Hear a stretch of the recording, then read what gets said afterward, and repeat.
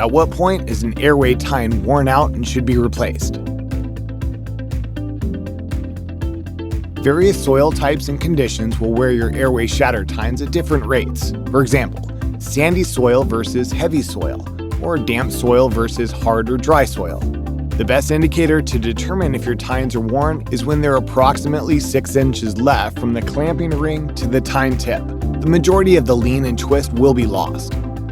The lean and twist is important to helping with the fracture and lift of the soil as the tine rotates through its revolution. Getting the tines below 6 inches becomes much less useful. We have received a tip from customers regarding the CCT model tine replacements. The rear row can wear at a slower rate than the front row of tines. This is because the soil has already been worked by the front row of tines. Some Salford customers have only replaced one row of tines per life cycle. They move the partially worked rear rollers to the front of the machine and then move the front rollers to the rear.